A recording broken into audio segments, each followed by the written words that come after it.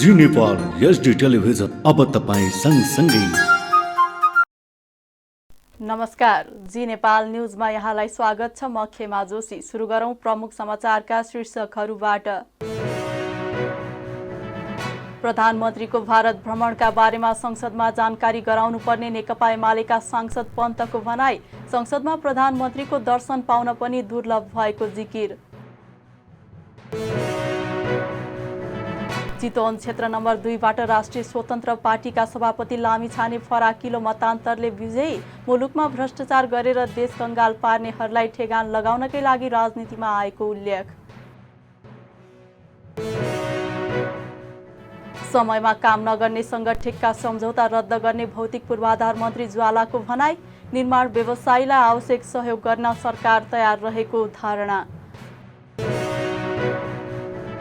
सुडानमा युद्धरत पक्षबीच युद्ध विरामका लागि सहमति। द्वन्द्वमा 400 भन्दा बढीको मृत्यु भएको उल्लेख। र एसीसी पुरुष प्रिमियर कपमा कुवेत जित निकाल्न सफल। सिङ्गापुर 4 विकेटले पराजित। अब समाचार विस्तारमा।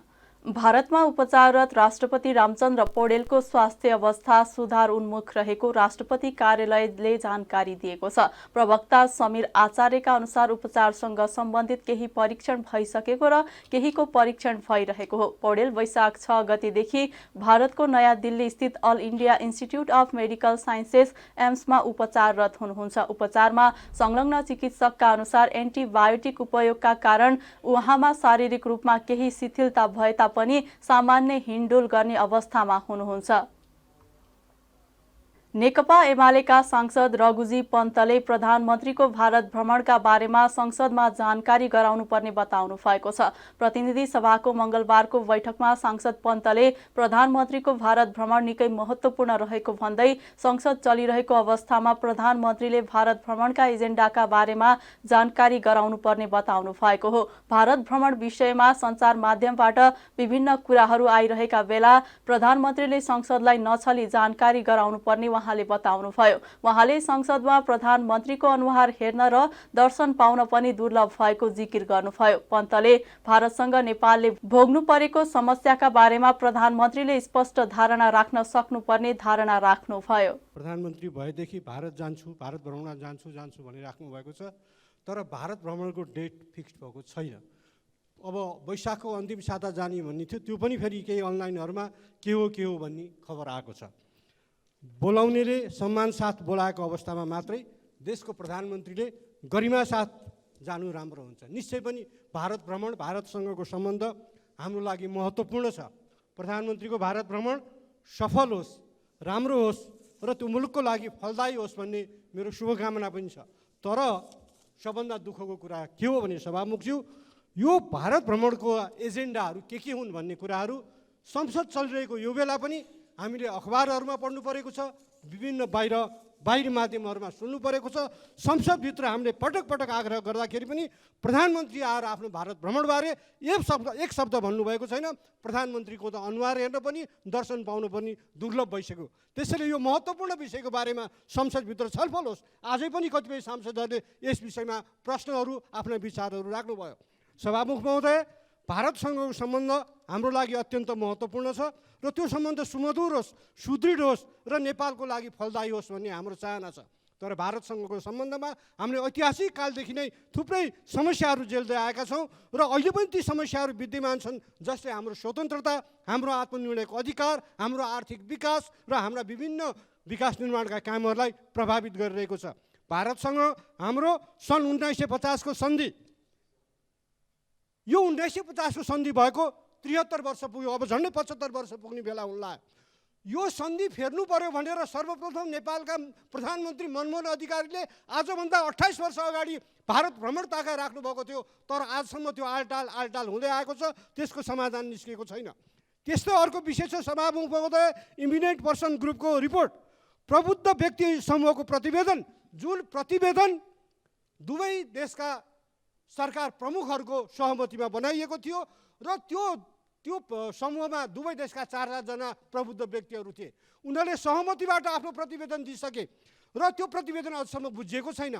तत्कालीन भारतमा नेपालका राजदूत नीलाम्बर आचार्यसँग दिवंगत भारतीय विदेश मन्त्री सुषमा स्वराज र वर्तमान भारतीय प्रधानमन्त्री नरेन्द्र मोदीले समेत अब हामी त्यो प्रतिवेदन बुझ्छौँ भनिरहेको अवस्थामा यो भ्रमणमा त्यो प्रतिवेदनको अवस्था के हुन्छ यो संसदलाई जानकारी चाहियो सभामुख महोदय। त्यसै गरी महाकाली सन्धि र पञ्चेश्वर परियोजना एउटा निष्क्रिय जस्तो रहेर बसेको छ। यदि भारतलाई मात्र फाइदा हुने र नेपालले घाटा बेरिराख्ने हो भने त्यो सन्धि नेपालले एकतर्फी रूपमा किन मानिराख्नु पर्यो? बैठकमा कांग्रेस सांसद धनराज गुरुङले मुलुकको अर्थतन्त्रमा देखिएको समस्या समाधान गर्न सत्ता पक्ष र प्रतिपक्षले एकताबद्ध भएर सामूहिक प्रयत्न गर्नुपर्ने बताउनु भएको छ। उहाँले वन व्यवस्थापन कार्यविधि बनाएर वन जंगलमा रहेका पुराना काठ बिक्री गरेर भए पनि अर्थतन्त्रलाई उकास्नुपर्ने बताउनुभयो। Atom bomb खसालियो।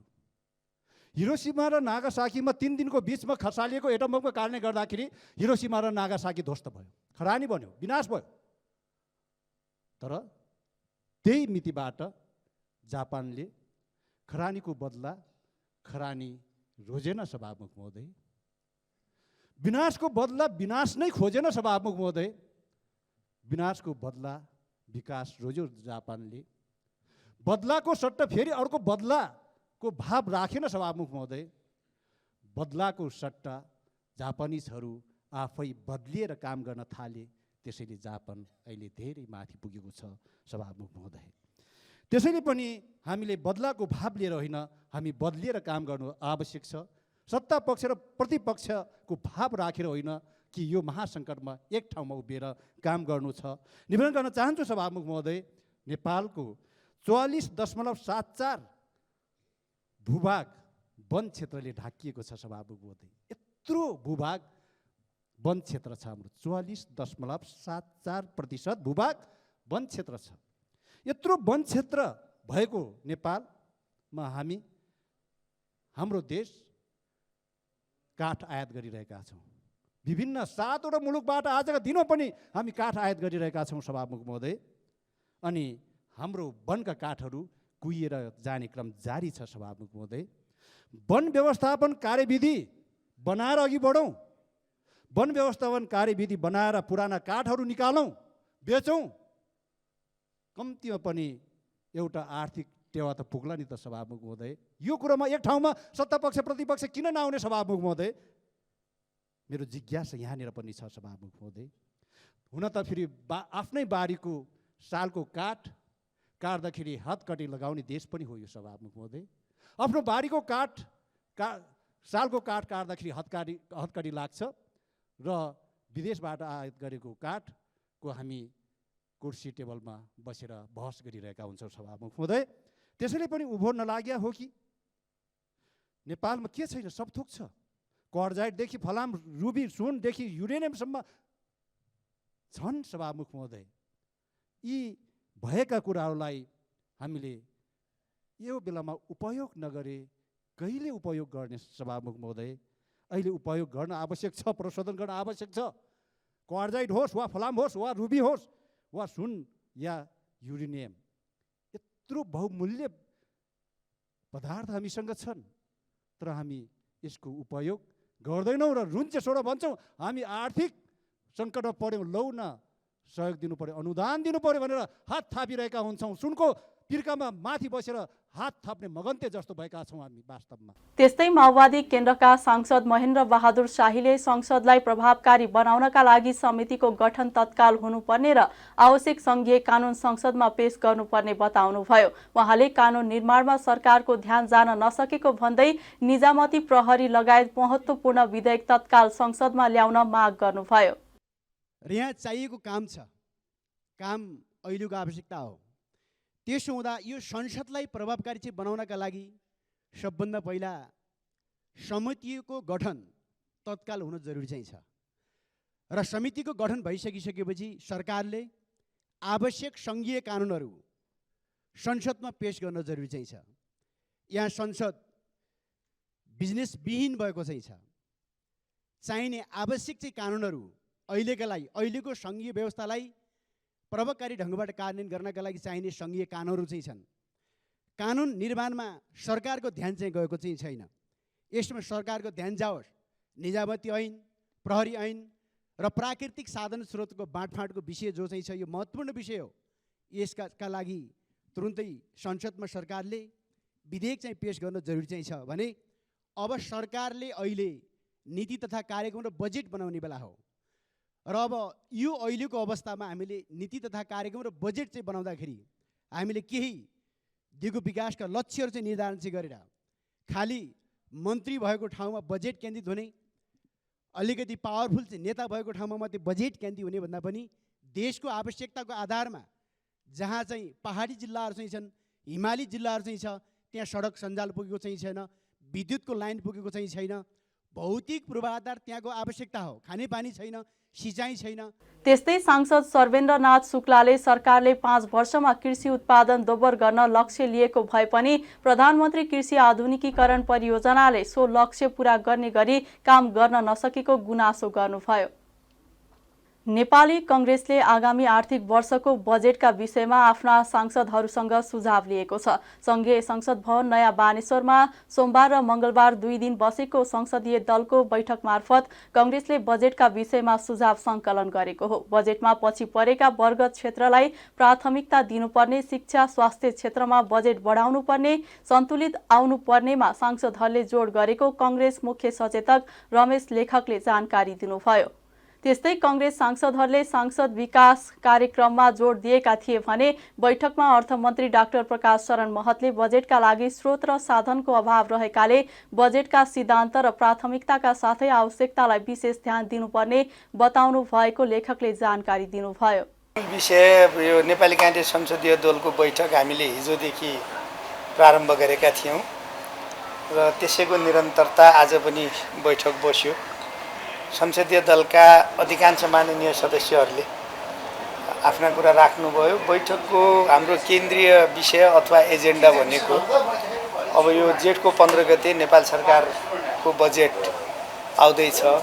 त्यसो भएको हुनाले बजेटका सिद्धान्तहरू, प्राथमिकताहरू, यसका आधारहरू के हुन् भन्ने कुरा माननीय अर्थमन्त्रीजीले जानकारी गराउनुभयो र बजेट कस्तो आउनुपर्छ, के गर्नुपर्छ भन्ने बारेमा माननीय सदस्य साथीहरूले छलफलमा भाग लिनुभयो र धेरै साथीहरूले आफ्ना कुरा राख्नु भएको छ र त्यसपछि माननीय अर्थमन्त्रीजीले समसामयिक रूपले उठेका विषयमा साथीहरूलाई थप स्पष्टीकरण दिनुभयो।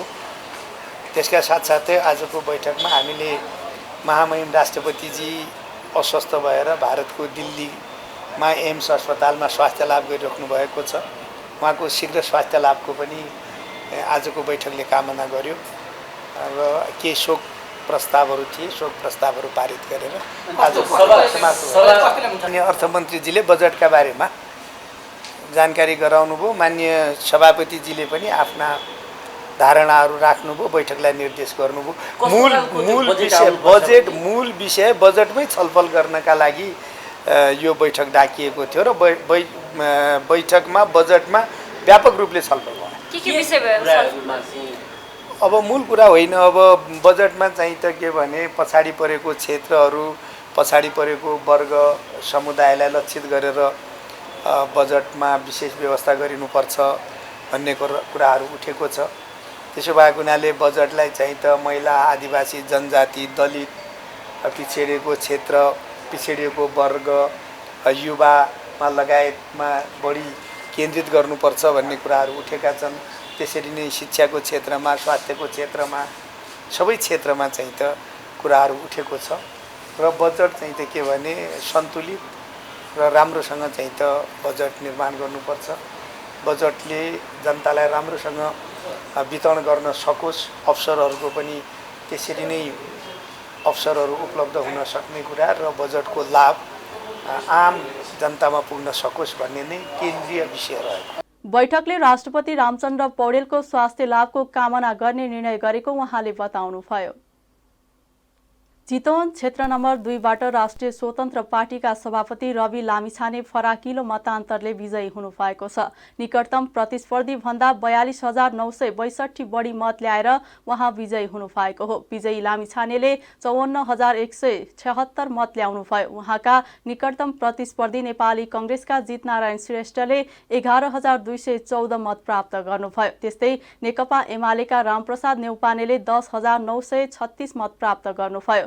राप्रपाका जीवलाल पुरीले 375 मत प्राप्त गर्नुभयो। चितवन क्षेत्र नम्बर 2 मा 78,664 मत खसेको थियो, जसमध्ये 1,198 बदर भई 77,466 सदर भएको थियो। विजयी भएपछि लामिछानेलाई मंगलबार नै निर्वाचन आयोगले प्रमाणपत्र प्रदान गरेको थियो। मुख्य निर्वाचन अधिकृत वासुदेव नेउपानेले मतगणना स्थल औद्योगिक प्रदर्शनी केन्द्रमा निर्वाचित भएको प्रमाणपत्र प्रदान गर्नुभएको हो। प्रमाणपत्र पाएपछि लामिछानेले मुलुकमा सुशासन कायम गर्ने र भ्रष्टाचार गरेर देश कंगाल पार्नेहरूलाई ठेगान लगाउनकै लागि आफूहरू राजनीतिमा आएको बताउनुभयो।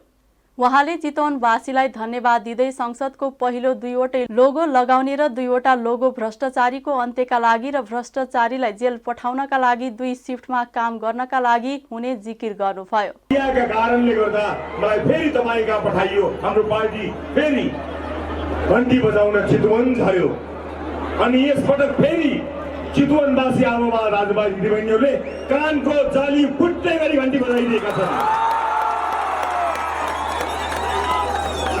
घण्टीको यो आवाज एउटा उपनिर्वाचन मात्र होइन, घण्टीको यो आवाज यो देशमा युग युगसम्म घन्किनेछ। यो आवाज त्यसको आवाज हो जुन आवाज नेपाली जनताले एक युग गएर सुन्न चाहेका थिए। त्यही आवाज चितवनले यसपटक घन्काइदिएको छ यो उपनिर्वाचनमा। धन्यवाद चितवन, धेरै धेरै धन्यवाद। किन आरोप प्रत्यारोपहरू लगाएका छन्, अनेक अपमान गरेका छन्। सार्वजनिक अभिव्यक्तिहरू, कति अभिव्यक्तिहरू त सुन्न नसक्ने छन्। कयौँ अभिव्यक्तिहरू व्यक्तिगत तहमा उत्रिएर गाली गलोचको शैलीमा उत्रिएका छन्। ती सबैको लागि केही भनिदिनुहोस् न भनेर मलाई कति साथीले भन्नुहुन्थ्यो। तपाईँलाई फलानुले यसो भन्नुभयो, अर्कोले यसो भन्यो, उसले यसो भन्यो भन्नुभएको थियो। मैले भनेको थिएँ यो सबको हिसाब मैले राख्नु पर्दैन, चितवनवासीहरूले राखेका छन् मैले भनेको थिएँ। सबैभन्दा धेरै हामीबाट अपेक्षा गरिएको कुरा हामीलाई राम्रोसँग थाहा छ। हामीसँग तपाईँले अपेक्षा गर्नुभएको सबैभन्दा ठुलो कुरा सुशासन हो। तपाईँले चाहनुभएको छ कि यो देशलाई कङ्गाल पार्नेहरूलाई नछोड्नु भन्नुभएको छ, हामी छोड्दैनौँ।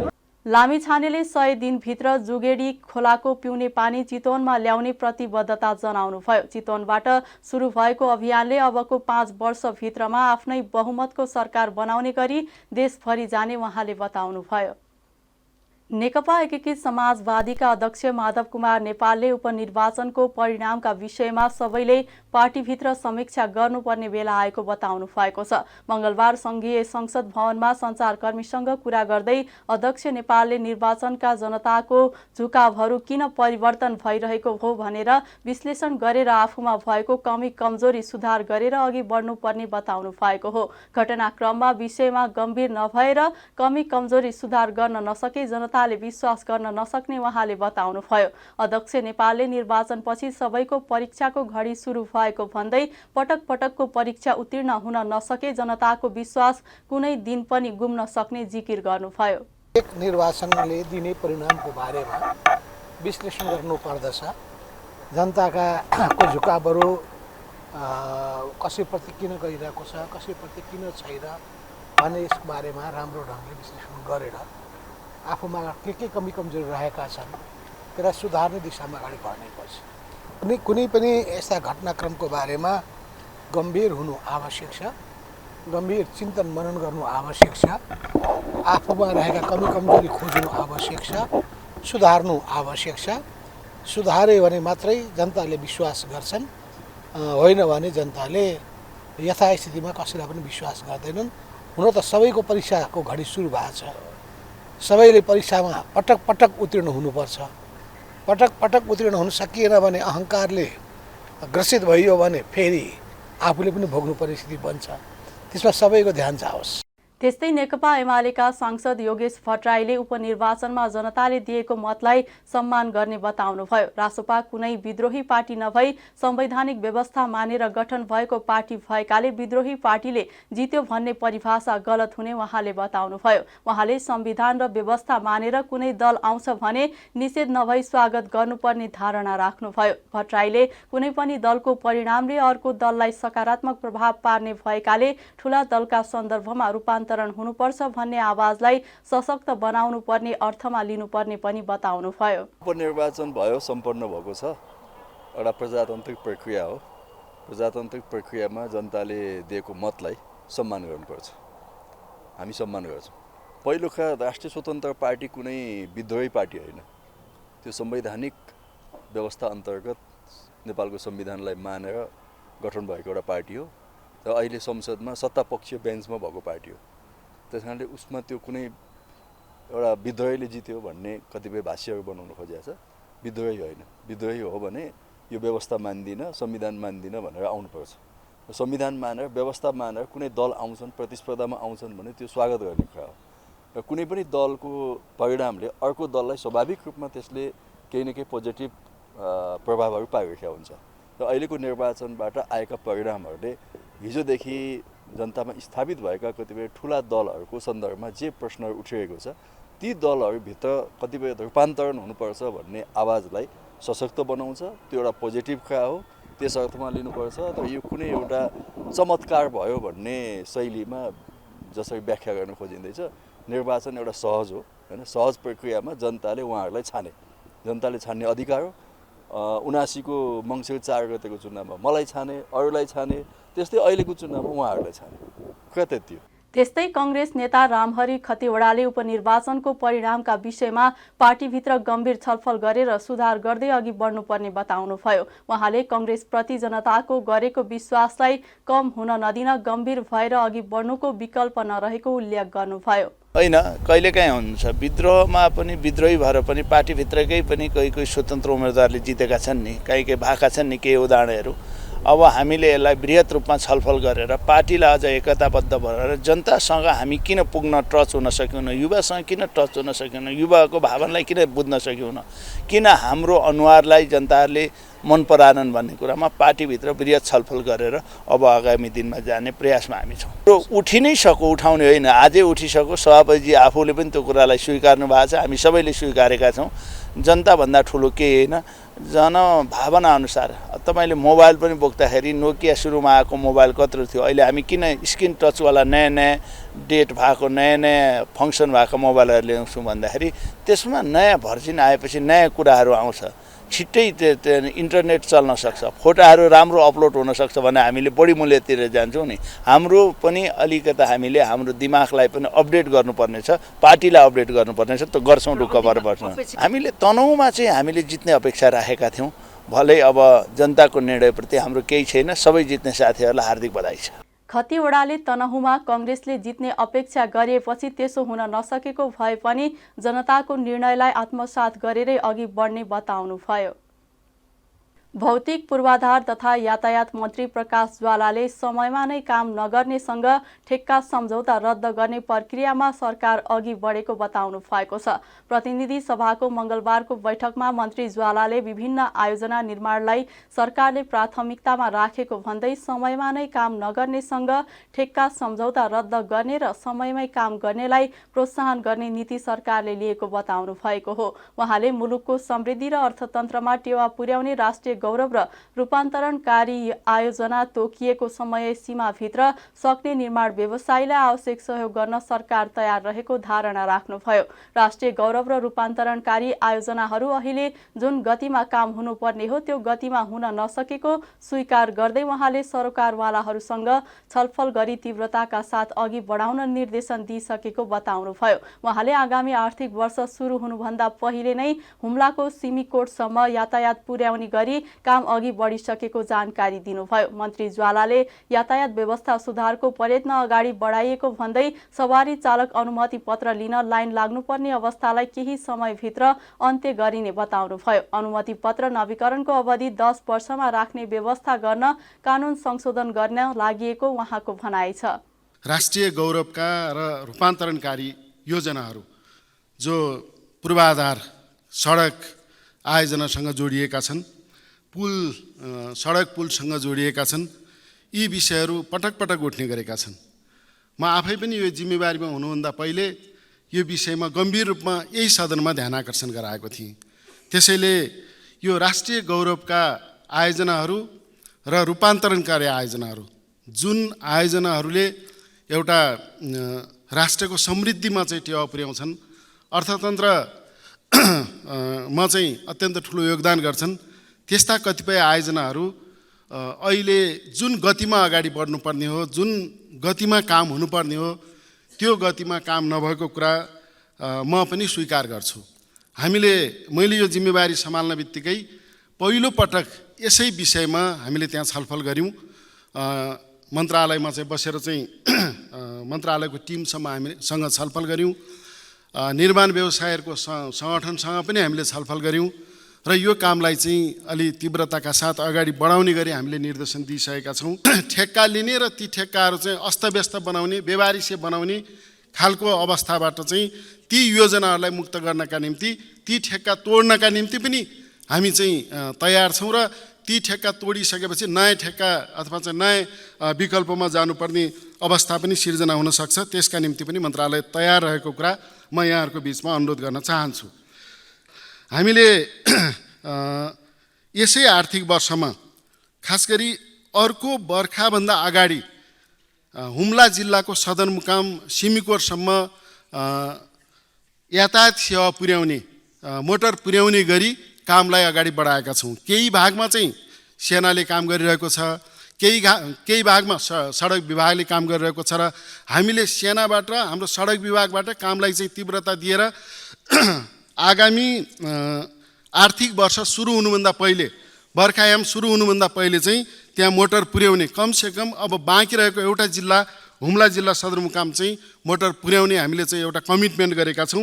यो हामी पुरा गर्छौँ। लाइसेन्सको जुन अत्यन्त लामो समय पर्खिनुपर्ने, लाइन लाग्नुपर्ने जुन अवस्था छ, यो केही महिनाभित्र यसलाई चाहिँ समाधान गर्ने गरी हामीले काम अगाडि बढाएका छौँ। त्यस्तै गरी यो लाइसेन्स नवीकरण गर्ने कुरा जुन छ, नवीकरणका सन्दर्भमा 5 वर्षमा नवीकरण गर्ने कुरा छिटो हुने भएकोले, अलि झन्झटिलो पनि हुने भएकोले यसलाई चाहिँ 10 वर्षमा नवीकरण गर्ने कुरा चाहिँ कानुनी रूपमै चाहिँ हामीले प्रक्रिया अगाडि बढाएका छौँ। अब चाहिँ 5 वर्षमा होइन 10 वर्षमा नवीकरण गर्नुपर्ने। त्यसो भयो भने चाहिँ नयाँ स्मार्ट कार्ड छाप्नका निम्ति पनि जुन खालको प्रेसर छ, त्यो प्रेसर, त्यो लोड पनि कम हुने विश्वास हामीले लिएका छौँ। एम्बुस नम्बरको प्लेटको सन्दर्भमा नेपालीमा नेपाली वा इङ्ग्लिसमा र इङ्ग्लिसमा तीनवटै विकल्पमा चाहिँ यो नम्बर प्लेट छाप्न मिल्ने गरी हामीले मन्त्री परिषदबाट निर्णय गरिसकेका छौँ। केही समयमै यो लागू हुन्छ। र अस्ति भर्खरै एउटा यो यात्री मोटरसाइकलको प्रसङ्गमा पनि मिडियामा केही न्युजहरू आएका थिए। हामीले त्यस विषयमा तत्कालै यसमा चासो लियौँ, सम्बन्धित पक्षलाई बोलायौँ, विभाग, यातायात व्यवस्था कार्यालय, सम्बन्धित व्यवसायहरू बसेर हामीले कार्यविधिमा समेत संशोधन गरेर यो समस्याको समाधान गरिसकेका छौँ। त्यस्तै इम्बोस नम्बर प्लेटलाई पनि सहजीकरण गरिएको उहाँले जानकारी दिनुभयो। उहाँले नेपालमा नै उत्पादन भएका सवारी साधन दर्ताका लागि कार्यविधि संशोधनको तयारी गरिएको बताउनुभयो। काठमाडौँ महानगरपालिकाले शैक्षिक सत्र 2080 देखि सामुदायिक विद्यालयको माध्यमिक तहसम्म छोटो अवधिको सिपमूलक तालिम कार्यक्रमको शुभारम्भ गरेको छ। मंगलबार काठमाडौँमा विशेष कार्यक्रम गर्दै महानगरले पाठ्यपुस्तकबाट प्राप्त हुने सैद्धान्तिक ज्ञानसँगै जीवन उपयोगी सिपमूलक तथा व्यावहारिक शिक्षा प्रदान गरेर विद्यालय तह पूरा गर्दा कम्तीमा एक प्राविधिक क्षेत्रमा स्वरोजगार हुन सक्ने जनशक्ति तयार गर्न यस प्रकारको कार्यक्रमको थालनी गरेको जनाएको हो। शिक्षामा सिप सामुदायिक विद्यालयमा छोटो अवधिको सिपमूलक तालिम पुस्तक विहीन शुक्रबार कार्यक्रमलाई प्रभावकारी रूपमा अघि बढाइने महानगरका प्रमुख बालेन्द्र शाहले जानकारी दिनुभयो। 90 घण्टे तालिमका लागि कृषि तथा शहरी खेती, सौन्दर्य कला, काष्ठकला, पाक कला लगायत 10 वटा क्षेत्र निर्धारण गरिएको छ। उक्त कार्यक्रम सञ्चालनका लागि विद्यालयहरूलाई अनुदान रकम उपलब्ध गराइने महानगर प्रमुख शाहले जानकारी दिनुभयो। विद्यालय स्तरबाटै सुरु गरिने यस्ता कार्यक्रमबाट विद्यार्थीहरूलाई स्वरोजगार बनाउन मद्दत पुग्ने उहाँले बताउनुभयो। त्यस्तै महानगर महानगरकी उपप्रमुख सुनिता डङ्गोलले बालबालिकाहरूले विद्यालयबाट निस्कदा सिपमूलक हुने वातावरण तयार गर्न छोटो अवधिको सिपमूलक तालिम कार्यक्रमको नीति बनाएको जानकारी दिनुभयो। यो स्किलहरूले के गर्छ भन्दाखेरि एक त सिकियो, त्यसले एउटा इकोनोमीमा पनि ग्रोथ हुने भयो। अर्को भनेको अहिले चाहिँ मान्छे फ्री टाइम भयो भने विकृतिमा लाग्ने एकदमै चान्सेस बढी हुन्छ। हामी फ्री टाइम हुँदाखेरि अरू काम गर्न खोज्छौँ। केही स्किल भयो भने बच्चा विकृतिमा लाग्ने, कुसङ्गतिमा लाग्ने चान्सेस पनि एकदमै कम हुन्छ।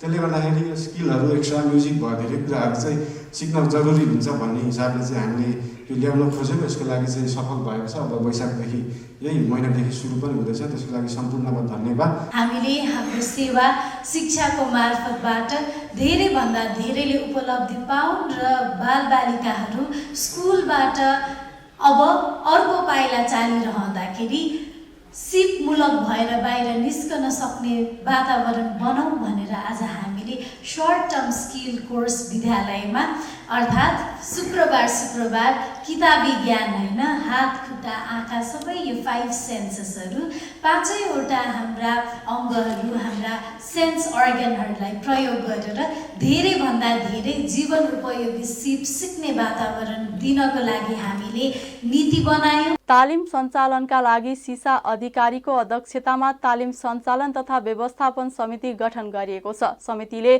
पाठ्यक्रम निर्माणमा सहजीकरण गर्ने, कार्यक्रमको अनुगमन र निरीक्षण गर्ने, विद्यार्थी र अभिभावकहरूको माग अनुसार थप विधाको पाठ्यक्रम निर्माण गर्ने काम गर्ने महानगरले जनाएको छ। गण्डकी प्रदेशमा नयाँ सरकार गठनका लागि आह्वान भएको छ। प्रदेश प्रमुख पृथ्वीमान गुरुङले नयाँ सरकार गठनका लागि आज दलहरूलाई आह्वान गर्नु भएको हो। नयाँ सरकार गठनका लागि दलहरूले वैशाख 14 गते बिहिबार दिउँसो 4 बजेसम्म जानकारी गराइसक्नुपर्ने प्रदेशका प्रवक्ता चण्डी प्रसाद अर्यालले निकाल्नु भएको विज्ञप्तिमा उल्लेख छ। संविधानको 168 को उपधारा 2 अनुसार प्रदेश सभामा प्रतिनिधित्व गर्ने 2 वा 2 भन्दा बढी दलको समर्थन प्रदेश सभा सदस्यले मुख्यमन्त्रीमा दावी पेश गर्न प्रदेश प्रमुख गुरुङले आह्वान गर्नु भएको हो। गएको शनिबार मुख्यमन्त्री खगराज अधिकारीले विश्वासको मत पाउन नसकेपछि प्रदेशमा नयाँ सरकार गठनका लागि आह्वान भएको हो। 60 सदस्यीय प्रदेश सभामा सरकार बनाउनका लागि 31 जना भए बहुमत पुग्छ। प्रदेश सभामा नेपाली कांग्रेसका 27, माओवादी केन्द्रका 7, एमालेका 22, एकीकृत समाजवादीका 1, राप्रपाका 2 सांसद रहेका छन्। जहाजमा चरा ठोकियो भनेर भ्रमपूर्ण समाचार फैलाएको भन्दै नेपाल नागरिक उड्डयन प्राधिकरणले फ्लाइ दुबईका 2 जना कर्मचारीलाई कारवाही गरेको छ। हिजो राति त्रिभुवन अन्तर्राष्ट्रिय विमानस्थलबाट दुबईका लागि उडेको फ्लाइ दुबईको पखेटामा आगोको झिल्का सहित ठूलो आवाज आएको थियो। कुनै पनि आधार प्रमाण बिना जहाजमा चरा ठोकिएको भ्रमपूर्ण समाचार फैलाएको भन्दै प्राधिकरणले फ्लाइ दुबईका नेपाल म्यानेजर र एयरपोर्ट म्यानेजरलाई विमानस्थल प्रवेशमा रोक लगाएको छ। यस्तै उनीहरूको एयरपोर्ट पास समेत निष्क्रिय पारिएको प्राधिकरणले जनाएको छ। फ्लाइ दुबईको बोइङ 737 विमान हिजो राति 9:19 उडेको थियो। 9:20 नै पाइलटले इन्जिनमा समस्या आएको भन्दै सिंगल इन्जिनले मात्रै काम गरिरहेको जानकारी विमानस्थल टावरलाई गराएका थिए। लगत्तै इन्जिनमा आगोको झिल्को सहित पड्किएको ठूलो आवाज बाहिरै सुनिएको थियो। त्यसपछि पाइलटले धादिङको धार्के माथिको आकाशमा 10 मिनेट विमान होल्ड गराएपछि कुनै समस्या नदेखिएको भन्दै सिधै दुबईमा लगेर अवतरण गराएका थिए। आज बिहान विमानस्थलको धावन मार्गमा एउटा मरेको चरा भेटिए पनि कुनै चोट नलागेकाले चरा ठोकिएको यकिन नभएको नेपाल नागरिक उड्डयन प्राधिकरणले जनाएको छ। राष्ट्रिय स्वतन्त्र पार्टी रासोपाका ढाका कुमार श्रेष्ठको सांसद पद रिक्त भएको छ। मंगलबार प्रतिनिधि सभा बैठकमा सभामुख देवराज घिमिरेले श्रेष्ठको सांसद पद रिक्त रहेको जानकारी गराउनु भएको हो। घुस मागेको अडियो सार्वजनिक भएपछि रासोपाले सांसद श्रेष्ठलाई पदमुक्त गराउन संघीय संसद सचिवालयमा पत्रचार गरेको थियो। पार्टीको त्यही निर्णय बमोजिम उहाँको पद रिक्त भएको सभामुख घिमिरेले बताउनुभयो। श्रेष्ठ राष्ट्रिय स्वतन्त्र पार्टीको समानुपातिक तर्फबाट प्रतिनिधि सभा सदस्य हुनु भएको थियो। काठमाडौँ महानगरपालिकाले पुरानो बस पार्क क्षेत्रमा फुटपाथ मिचेर बनाएका संरचना हटाएको छ। मंगलबार महानगरले फुटपाथ क्षेत्र खाली गर्न डोजर लगाएर अनाधिकृत संरचना हटाएको हो। सो क्रममा महानगरले सो क्षेत्रमा रहेको अस्थायी प्रहरी बिट समेत भत्काएको छ। फुटपाथ क्षेत्रलाई खाली गर्ने महानगरको नियमित कार्य अन्तर्गत सो क्षेत्रको सडक पेटीमा रहेको संरचना हटाएको महानगरले जनाएको छ। काठमाडौँको कपनमा निरा पाण्डे आचार्यको हत्यारालाई छिटो पत्ता लगाउन माग गर्दै उनका आफन्तजनले प्रदर्शन गरेका छन्। हत्या भएको एक साता पुग्न लाग्दा पनि दोषीलाई कानुनी दायरामा ल्याउन नसकेको भन्दै परिवारजनले हत्यारालाई सार्वजनिक गर्नुपर्ने, पीडितलाई न्याय दिनुपर्ने भन्दै कपनमा प्रदर्शन गरेका हुन्। उनीहरूले निराको हत्या रहस्यमय रहेको भन्दै त्यही अनुसार अनुसन्धान गर्नुपर्ने माग गरेका छन्। प्रदर्शनमा सहभागीहरूले हत्यारालाई पत्ता लगाऊ, हत्यारा चाँडो सार्वजनिक गर, हाम्रो माग पूरा गर लगायतका प्ले कार्ड प्रदर्शन गरेका थिए। वैशाख 7 गते काठमाडौँको कपन सरस्वती नगर स्थित निरु भाँडा पसलमा सञ्चालिका पाण्डेमाथि छुरा प्रहार गरी हत्या गरिएको अवस्थामा फेला परेको थियो। लुम्बिनी प्रदेशका मुख्यमन्त्री लीला गिरीले विश्वासको मत पाउनु भएन। गिरीले सोमबार बिहान 11 बजे विश्वासको मत माग्नु भएको थियो, तर उहाँले 33 मत मात्रै पाउनुभयो। 87 सदस्यीय रहेको प्रदेश सभामा विश्वासको मत पाउनका लागि 44 सांसद चाहिन्छ। सन्तोष कुमार गुप्ताको एक रिपोर्ट। लुम्बिनी प्रदेशका मुख्यमन्त्री लीला गिरीले हिजो दोस्रो पटक विश्वासको मत माग्नुभयो, तर उहाँले आवश्यक मत पाउनु भएन। यसअघि 7 दलको समर्थनमा मुख्यमन्त्री बन्नुभएका गिरीलाई माओवादी लगायतका दलले दिएको समर्थन फिर्ता लिएपछि उहाँ अल्पमतमा पर्नु भएको हो। सरकार बनेको 103 दिनमा मुख्यमन्त्री गिरी नेतृत्वको लुम्बिनी प्रदेश सरकार ढलेको छ। पुस 27 गते गिरी मुख्यमन्त्रीमा नियुक्त हुनुभएको थियो। सोमबार लिएको विश्वासको मतमा गिरीको पक्षमा 33 र विपक्षमा 53 मत खसेको छ। मत विभाजनपछि सभामुख तुलाराम घरतीले मुख्यमन्त्री लीला गिरीले विश्वासको मत प्राप्त गर्न नसकेको संसदलाई जानकारी गराउनु भएको थियो। सत्ता साझेदार दलहरूले समर्थन फिर्ता लिएपछि सरकार बनेको 74 दिनमै अल्पमतमा परेको थियो। संविधानको धारा 168 को 2 बमोजिम बनेको सरकार ढलेको हो। 87 सांसद मध्ये लुम्बिनीमा बहुमतका लागि 44 मत चाहिन्छ। लुम्बिनीमा एमालेका 29 र राप्रपाका 4 सांसद मात्रै पक्षमा मतदान गरेका छन्। बाँकी नेपाली काङ्ग्रेस 27, नेकपा माओवादी 11, नागरिक उन्मुक्ति पार्टी 4, जनता समाजवादी पार्टी, लोसपा, जनमत, राष्ट्रिय जनमोर्चा र एकीकृत समाजवादी 1-1, स्वतन्त्र 1 गरी 53 जना सांसदले विपक्षमा मतदान गरेका छन्। एमालेले भने विश्वासको मत नपाएमा ठूलो दलका हिसाबले सरकारको नेतृत्व गर्ने तयारी गरेको छ। संविधानको धारा 168 को उपधारा 2 बमोजिम बनेको सरकार ढलेपछि अब उपधारा 3 बमोजिम सरकार बन्ने र त्यसका लागि एमाले सरकार नेतृत्वको दावी गर्ने एमाले संसदीय दलका नेता लीला गिरीले बताउनुभयो। हाम्रो साथ रहन्छ, हामी खुदै काँप कापिरहेछौँ भने त्यसमा तलमाथि हुँदाखेरि हाम्रो प्रतिपक्षले त्यसलाई ट्विट गर्ने उद्देश्यका साथ आफ्नो भूमिका निर्वाह गर्छ, अर्थात् हाम्रो रचनात्मक सहयोग रहन्छ भन्ने हिसाबले यहाँहरू बुझ्दा राम्रो। अब संविधानको धारा 168 को 3 अनुसारको अबको व्यवस्था हो। अझै पनि त्यस्तो निर्णय केही भएको छैन। मैले सुरुमै भने प्रदेश प्रमुखले के भूमिका निर्वाह गर्नुहुन्छ भन्ने अहिले 2 अनुसारको सरकारले अल्पमतमा परिसकेपछि त्यो 3 अनुसार जाने प्रक्रियामा कुनै अरू बाटो छैन। हामीले त्यसरी बुझ्छौँ। लुम्बिनीमा काङ्ग्रेसका डिल्ली चौधरीलाई मुख्यमन्त्री बनाउन माग गर्दै विभिन्न 8 दलका 53 सांसदले प्रदेश प्रमुखलाई हस्ताक्षर बुझाइसकेका थिए। सोही अनुरूप पर्खाइमा काङ्ग्रेस छ। अब गठन हुने सरकार आलो पालो हुने उनीहरूको दाबी छ। पहिले नै हामीले पेश गरिसकेका छौँ, आफ्नो कुराहरू राखिसकेका छौँ प्रदेश प्रमुखसँग। अब हामी पर्खाइमा छौँ। मलाई लाग्छ अब त्यो त तपाईँले पहिलेका धेरै नजिरहरू छन्, पहिले बनेका प्रावधानहरू छन्। पहिले लुम्बिनी प्रदेशले धारा 2मा 2 चोटि बनाइसकेको छ। त्यही हुनाले पहिले कुनमा फर्क्यो के भयो भन्ने कुरा तपाईँहरू सबैलाई थाहै छ। तपाईँ राजनीतिक परिवर्तनको कुराहरू तपाईँले उठाउनु भएको छ। तपाईँले प्रदेशले मात्र होइन, देशले नै हामीले यहाँको कुरा मात्रै भएन, सङ्घीयमा पनि 3 महिनाभित्रै परिवर्तन भएको छ। तपाईँले कोही साथीहरू निस्किने, कोही राजनीतिमा यो आउने जाने त भइ नै रहन्छ, तर यसले समृद्धि पाउनुपर्छ, यसले अगाडि बढाउनुपर्छ भन्ने कुरा नै हो। अहिले प्रदेश प्रमुखलाई आह्वान गर्न दिनुहोस्। किन तपाईँले यति हतार गर्नुहुन्छ? सबै कुरा तपाईँहरूकै आउने त हो नि, मिडियाले थाहा पाएर अरूले थाहा पाउँदैनन्। सबै साथीलाई साथ लैजाने र अब 168 को धारा 2मा सरकार बन्ने र सरकार बनेपछि अब यहाँ जुन बहुवर्षीय योजनाहरू देख्नु भएको छ, जुन अहिले पछाडि परेको छ, त्यो कुरालाई अगाडि बढाउने काम गर्छ। शिक्षा, स्वास्थ्य, भौतिक पूर्वाधार र सामाजिक क्षेत्रमा बन्ने सरकारले काम गर्नेछ। सङ्केत गर्नुभन्दा पनि अब के बुझ्नुपर्छ, त्यो हार मानसिकता हो र उहाँले पेश गर्नुहुन्छ त्यो कुरा भन्दा पनि 168 को धारा 2ले के बोल्छ, धारा 2ले अर्को अन्तिम विकल्प समाप्त नभएसम्म 3 मा जान नमिल्ने, त्यो पनि अध्ययन गर्नुपर्छ। उहाँले गर्नु भएन होला। अब सरकार छोड्दाखेरि पीडा हो त्यो उहाँले त्यतिकै भन्नु भएन, त्यो पीडाको स्वर हो। कुन कुन मन्त्रालय भन्दा अब त गठबन्धनकै सरकार, गठबन्धनकै दल, गठबन्धनकै मन्त्रालय हुन्छ नि त। त्यसले गर्दा दाबी भन्दा पनि सरकार बनाउने र जनताको पक्षमा काम गर्ने। अहिले त हाम्रो हिसाबले त मुख्यमन्त्री नियुक्ति उपधारा 2 बमोजिम नै नियुक्ति हुन्छ। त्यस कारणले अब 2 बमोजिम नियुक्ति हुँदाखेरि यो बहुमत हुन्छ, बहुमतको सरकार जो बहुमत हुन्छ त्यही सरकार हुन्छ, अल्पमत हुन्छ प्रतिपक्षमा बस्छ त्यही हुन्छ। आलु पालु त सहमति सहकारीको अस्तित्वको उसमा छ नि, अब सहमति हुन्छ, यो खालि अब मिटिङ बस्दैछन् अनि सहमति हुन्छ, त्यसपछि आलु पालु नै हुन्छ। अब धेरै दिन लाग्दैन, जहाँसम्म भोलि अब प्रदेश प्रमुख कहाँ जानु, सबै हाम्रो दलीय हिसाबले गठबन्धनको दलीय हिसाबले भोलि नै पुग्नुहुन्छ। अनि पुगिसकेपछि जहाँसम्म उहाँले स्वीकृति त्यो उसमा निर्देशन दिनुभयो भने 2-3 दिन मात्रै हुन्छ। सरकार ढलेपछि नेपालको संविधान धारा अनुसार 168 को उपधारा 2 बमोजिम सरकार गठन हुनुपर्ने कानुनविदको भनाइ छ। एक वा एकभन्दा बढी दल बनेर पनि सरकार गठन हुन नसकेपछि उपधारा 3 बमोजिम ठुलो दलको हैसियतले फेरि पनि लीला गिरी नै मुख्यमन्त्री बन्नुहुनेछ। एमाले संसदीय दलको बैठकमा विश्वासको मत लिने र संविधानको धारा 168 को 3 बमोजिम सरकार गठनको लागि पहल लिने बारेमा समेत छलफल भएको छ।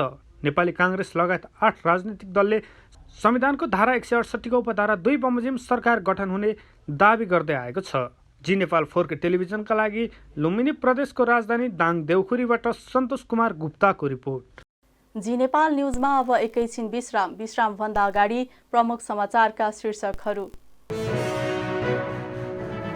प्रधानमन्त्रीको भारत भ्रमणका बारेमा संसदमा जानकारी गराउनुपर्ने नेकपा एमालेका सांसद पन्तको भनाई। संसदमा प्रधानमन्त्रीको दर्शन पाउन पनि दुर्लभ भएको जिकिर। पछिल्लो 24 घण्टामा 136 जना कोरोना संक्रमित थपिएका छन्। स्वास्थ्य तथा जनसङ्ख्या मन्त्रालयका अनुसार 1591 जनामा गरिएको नमुना परीक्षणमा 136 जनामा संक्रमण पुष्टि भएको हो। यो सँगै नेपालमा सक्रिय संक्रमितको संख्या 390 पुगेको मन्त्रालयले जनाएको छ। सोही अवधिमा 64 जना संक्रमण मुक्त भएका छन्।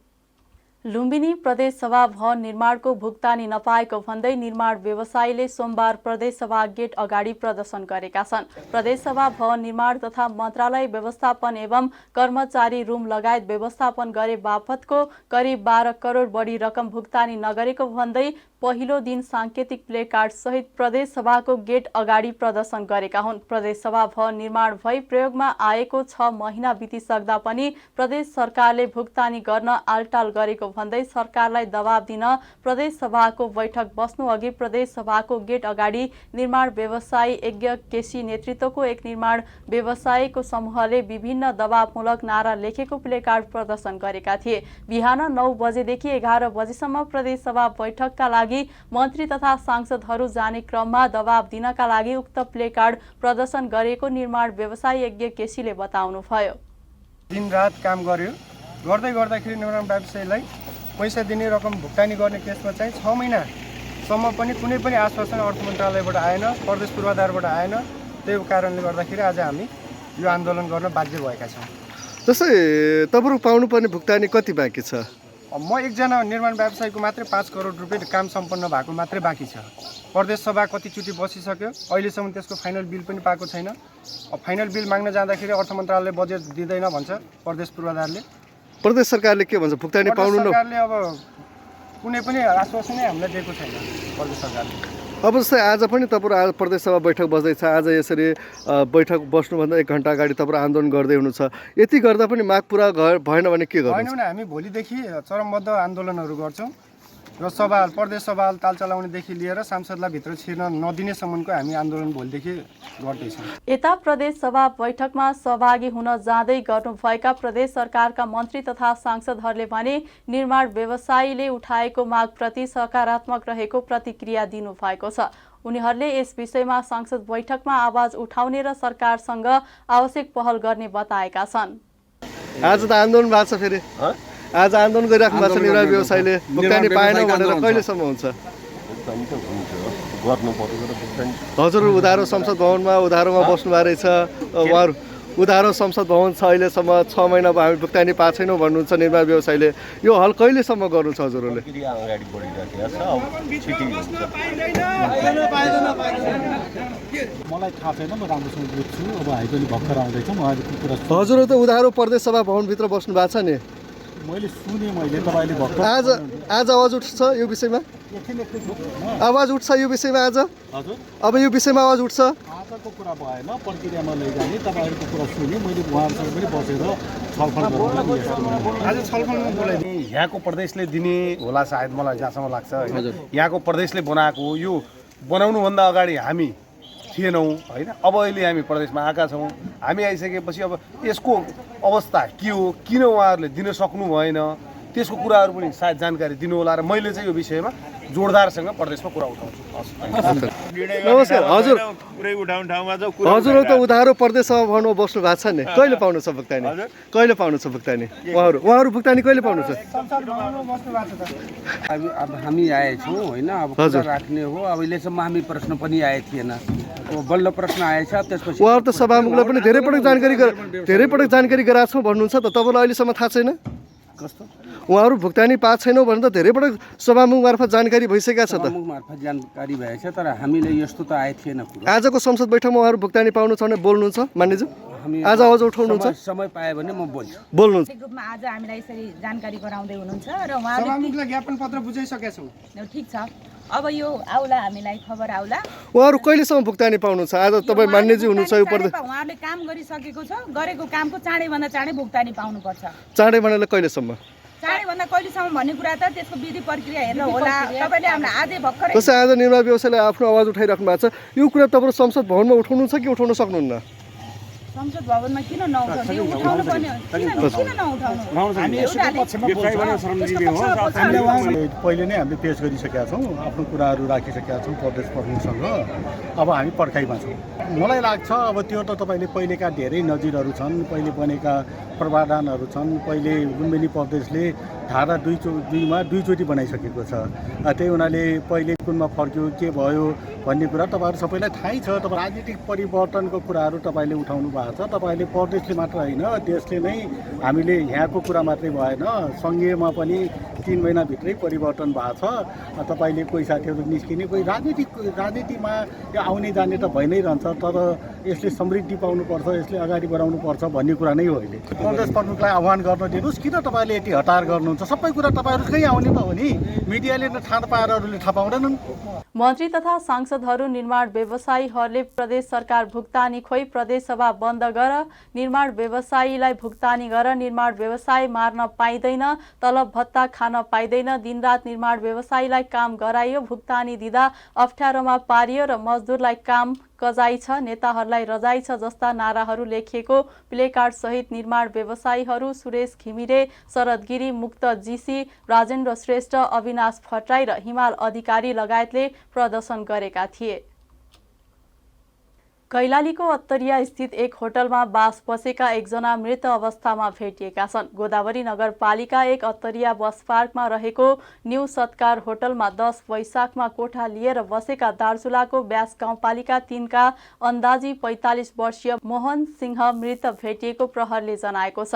जिल्ला प्रहरी कार्यालयका प्रवक्ता प्रहरी नायब उपरीक्षक डीएसपी कुलदीप चन्दले होटलको 103 नम्बर कोठामा बसेका सिंह मृत अवस्थामा भेटिएको बताउनुभयो। चन्दका अनुसार उनी शौचालयमा झुन्डिएको अवस्थामा भेटिए पनि घटनाबारे अनुसन्धान भइरहेको जानकारी दिनुभयो। मृतकको शव परीक्षणका लागि सेती प्रादेशिक अस्पतालमा राखिएको छ। दाङमा सर्पको टोकाइबाट एक युवकको मृत्यु भएको छ। तुलसीपुर उपमहानगरपालिका 16 शान्ति टोलका 26 वर्षीय रोशन डाङ्गीको सोमबार राति सर्पको टोकाइबाट मृत्यु भएको हो। घरमा सुतिरहेको अवस्थामा राति 10 बजेतिर सर्पले खुट्टामा टोकेको थियो। डाङ्गीलाई अस्पताल लैजान ढिलाइ हुँदा मृत्यु भएको इलाका प्रहरी कार्यालय तुलसीपुरका प्रहरी निरीक्षक प्रबत केसीले जानकारी दिनुभयो। उनलाई मंगलबार बिहान राप्ती स्वास्थ्य विज्ञान प्रतिष्ठानमा डाक्टरले मृत घोषणा गरेका थिए। धनुषामा 7 लाख रुपैयाँ भन्दा बढी नक्कली नोटसहित एक महिला पक्राउ परेकी छिन्। 7,71,500 रुपैयाँ नक्कली नोटसहित धनुषाको विदेह नगरपालिका 6 की अनुकुमारी शाहलाई नियन्त्रणमा लिएको जिल्ला प्रहरी कार्यालय धनुषाले जनाएको हो। उनको साथबाट 1000 को नक्कली नोट 492 थान र 500 को नक्कली नोट 559 थान बरामद गरिएको छ। जनकपुर धाममा रहेको 0 माइलबाट खटिएको गस्ती टोलीले 25 वर्षीय अनुकुमारी शाहको झोला जाँच गर्दा नक्कली नोटहरू बरामद भएको हो। महिलाको खल्तीबाट नेपाली 10,500 रुपैयाँ, भारतीय 160 समेत बरामद गरेको प्रहरी नायब उपरीक्षक वेद प्रसाद गौतमले बताउनुभयो। उहाँले नक्कली नोट 1 लाख बराबर 7 लाख सटही गरी ल्याएको महिलाले सोधपुछका क्रममा बताएकी जानकारी दिनुभयो। महिलासँगको सोधपुछपछि थप संलग्नता रहेकाहरूको खोजी भइरहेको प्रहरीले जनाएको छ। अहिलेसम्म थप 1 जनालाई पक्राउ गरिएको बताइएको छ। अब अर्थ समाचार। शेयर बजार आज दोहोरो अङ्कले बढेको छ। शेयर बजार परिसूचक नेप्से आज 17.36 अङ्कले बढेर 1905.68 बिन्दुमा पुगेको छ। आज म्युचुअल फन्ड बाहेक अरू सबै समूहको शेयर बढेको छ। बजार बढेसँगै कारोबार रकममा पनि सुधार आएको छ। आज 264 वटा कम्पनीका 27,500,000 किता शेयर 88 करोड 55 लाख रुपैयाँमा कारोबार भएका छन्। सबैभन्दा धेरै शिवम सिमेन्टको 7 करोड रुपैयाँ को शेयर किनबेच भयो। आज सबैभन्दा धेरै तारागाउँ रिजेन्सीको शेयर 8% बढेको छ। समग्रमा बजार बढे पनि आज पिपुल्स पावर कम्पनीको शेयर 4.5% घटेको छ। अब अन्तर्राष्ट्रिय समाचार। द्वन्द्व चर्किरहेको सुडानमा 72 घण्टे युद्ध विराम लागू भएको छ।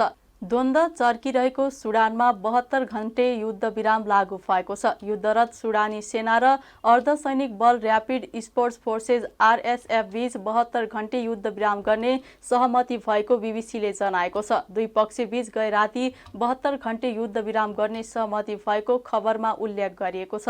अमेरिकी विदेश मन्त्री एन्टनी ब्लिङ्कनका अनुसार 48 घण्टाको लामो वार्तापछि युद्ध विराम गर्ने सहमति बनेको हो। सुडानमा सेना र अर्धसैनिक बल बीच भएको संघर्षमा अहिलेसम्म 400 जनाको ज्यान गइसकेको छ भने सयौं घाइते भएका छन्। युद्ध विरामको घोषणा भएसँगै त्यहाँ फँसेका नागरिक सुरक्षित बाहिर निस्कन पाउनेमा आशावादी देखिएका छन्। पश्चिमा लगायतका कैयौं देशले युद्ध विराम अघि नै आफ्ना नागरिकको उद्धार गरेका छन्। केही देशले भने अहिले पनि उद्धारको काम भइरहेको जनाएका छन्। अब खेल समाचार।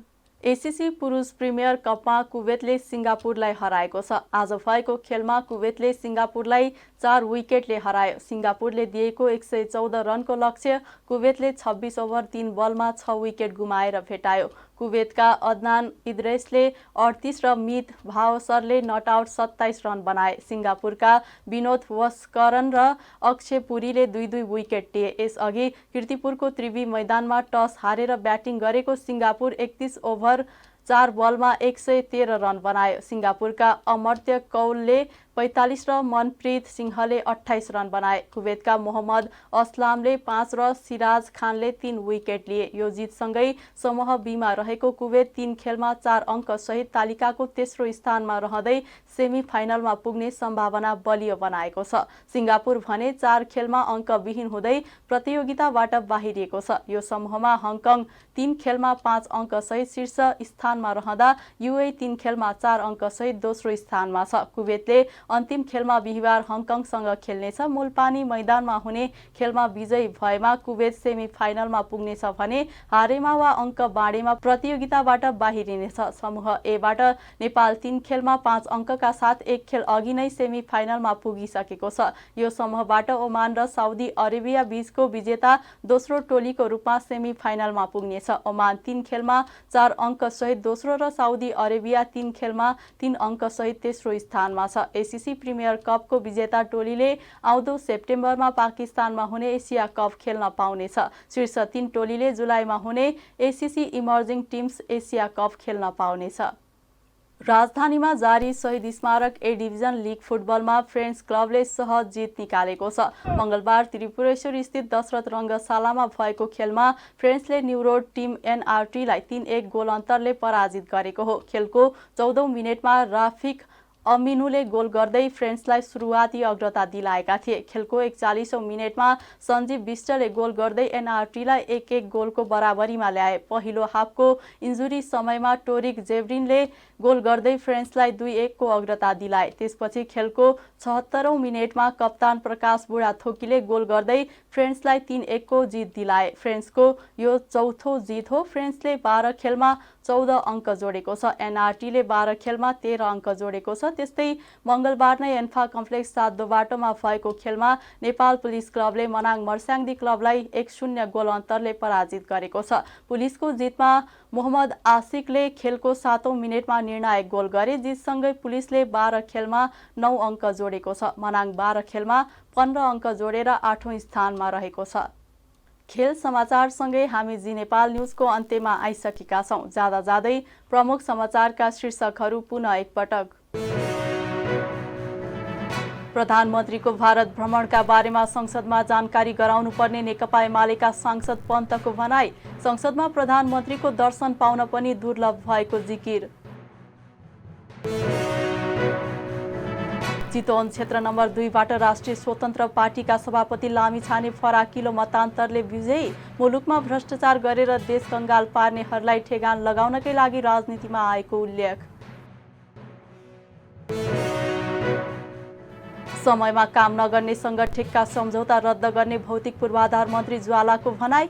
निर्माण व्यवसायीलाई आवश्यक सहयोग गर्न सरकार तयार रहेको धारणा। सुडानमा युद्धरत पक्षबीच युद्ध विरामका लागि सहमति। द्वन्द्वमा 400 भन्दा बढीको मृत्यु भएको उल्लेख। र एसीसी पुरुष प्रिमियर कपमा कुवेत जित निकाल्न सफल। सिङ्गापुर 4 विकेटले पराजित। प्रमुख समाचारका शीर्षकसँगै अहिलेका लागि जी नेपाल न्युज सकियो। ताजा समाचार र मनोरञ्जनका लागि जी नेपाल 4K टेलिभिजन हेर्दै गर्नुहोला। नमस्कार।